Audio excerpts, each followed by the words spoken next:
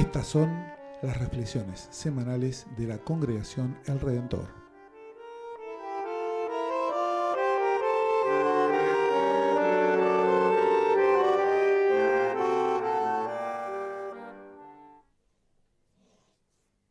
Preparemos nuestros oídos y nuestro corazón para escuchar el Evangelio de este domingo, que está en el Evangelio de Mateo, capítulo 28, versículos 16 hasta el 20 inclusive.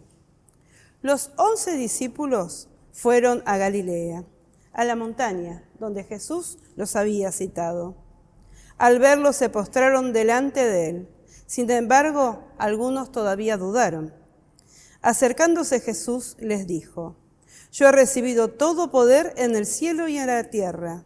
Vayan y hagan que todos los pueblos sean mis discípulos, bautizándolos en el nombre del Padre y del Hijo y del Espíritu Santo, y enseñándoles a cumplir todo lo que yo les he mandado.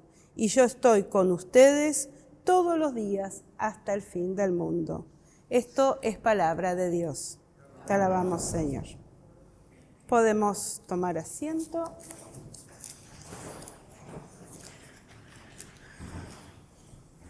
Que la gracia y la paz de nuestro Señor Jesucristo esté con todos y cada uno de ustedes.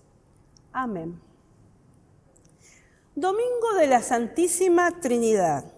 Qué título importante y rimbombante para la vida de la Iglesia. Cuando uno lo ve en la historia y en el contexto de la Iglesia, es significativo.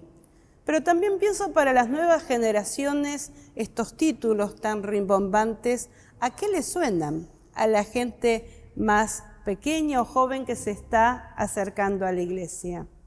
¿Qué es la Trinidad? Es ese Dios que se revela de diferentes formas. ¿Y qué es la Trinidad en la historia de la Iglesia? Es el domingo después de Pentecostés, cuando vemos todas las formas en que Dios se ha acercado a su pueblo. No es en vano que la primera lectura que tuvimos hoy es la del Génesis, ese relato de la creación. El Espíritu de Dios se movía sobre las aguas. La Rúaj, el Espíritu de Dios, soplaba, creaba y daba vida. El Espíritu de Dios continúa soplando, creando y dando vida. Acá no hay una sucesión de hechos históricos para completar o conocer a Dios. Conocemos las diferentes manifestaciones en que Dios, Padre, Hijo y Espíritu Santo, se acerca a su creación y a su pueblo. Desde el Antiguo Testamento, la presencia, acompañamiento y llamadas de atención a su pueblo es ininterrumpida.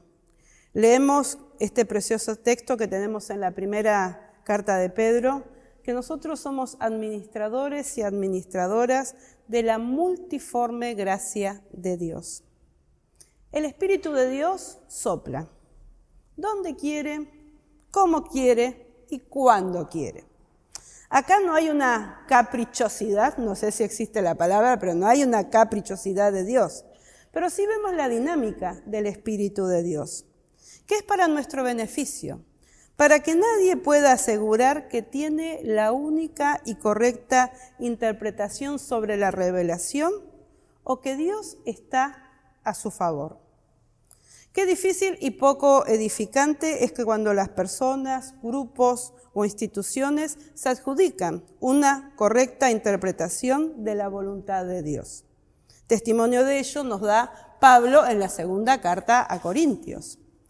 Cuando leemos el final de la carta a Corintios, donde Pablo les indica que se den el saludo de la paz, cuando uno empieza a leer el capítulo 13, Pablo les dice: miren, vengo por tercera vez a Corintios, como diciendo, ya tenemos una historia, una caminada, y es una comunidad que tuvo muchísimos conflictos, que tenía que ver mucho con los estilos de liderazgo y la forma de entender la fe. Pero Pablo insiste, escribe. Hasta yo me reía mientras preparaba el sermón. Sabemos que Pablo no estuvo ahí escribiendo la carta, pero sí la memoria de lo que fue esta relación de la comunidad de Corintios con Pablo, imaginándome la cara de él mientras esto pasaba, ¿no? qué difícil fue para el apóstol Pablo estar en ese lugar. Parece que la administración de la gracia, cuando sale del terreno de lo ideal, empieza a generar algunos conflictos cuando hay diferencias en las visiones, intereses y dinámicas críticas para las comunidades. La gran comunidad de Corintios parece que lo tenía un poquito cansado a Pablo cuando escribe esta carta y le advierte, voy a ir, y esta es la tercera vez.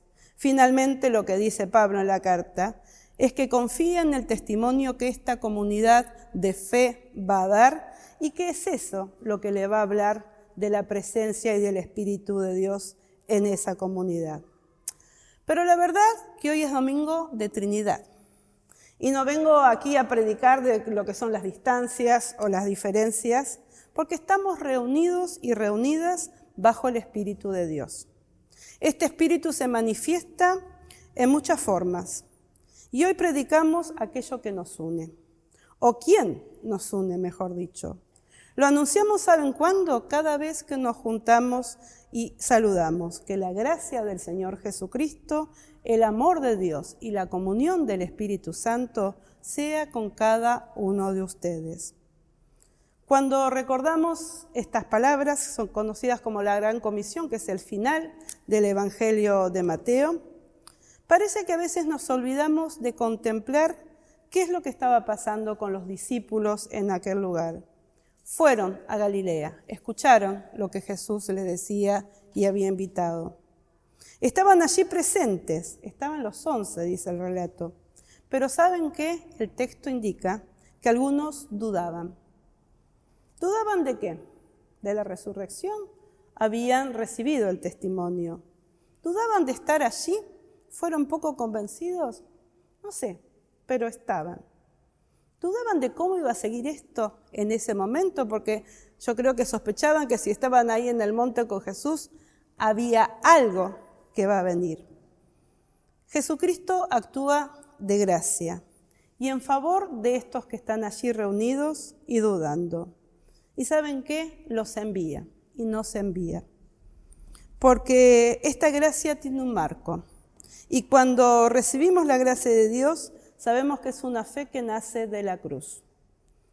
Ese envío tiene que ver con el hecho de la entrega y del amor de Dios en esa cruz. No es una fe liviana, no es una fe que solo anuncia la resurrección y que todo está bien, anuncia que hay cruz en el camino que estamos caminando.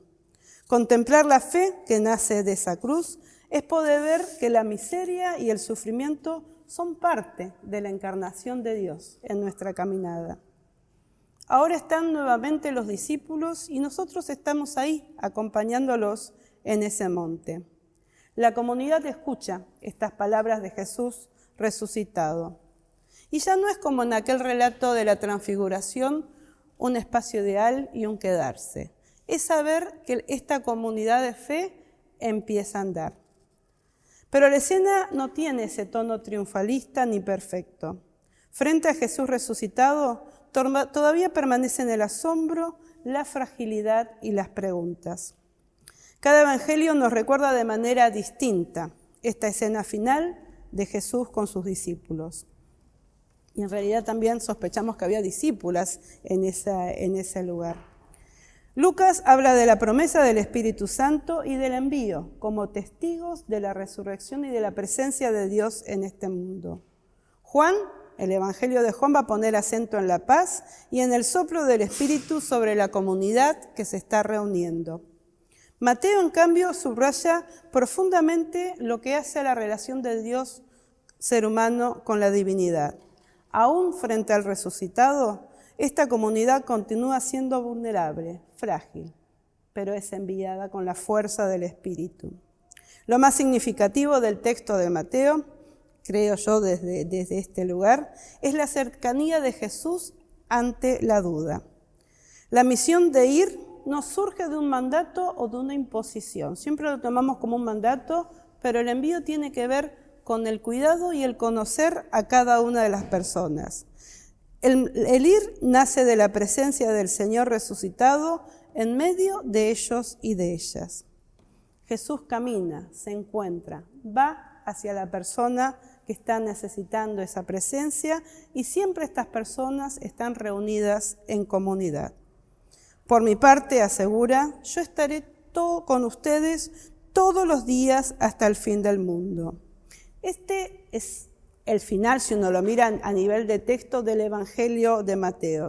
Y decimos que es un final abierto, porque después de esto, ¿qué sigue después de esto? Nosotros, comunidad de fe, aquí reunida, leyendo qué es lo que pasa en ese momento y cuál es nuestra misión por iglesia. Ir a todo el mundo, predicando y bautizando en el nombre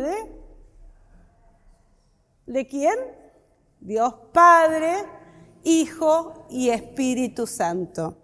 Y esa misión tiene que ver con la fuerza que nace de ese encuentro.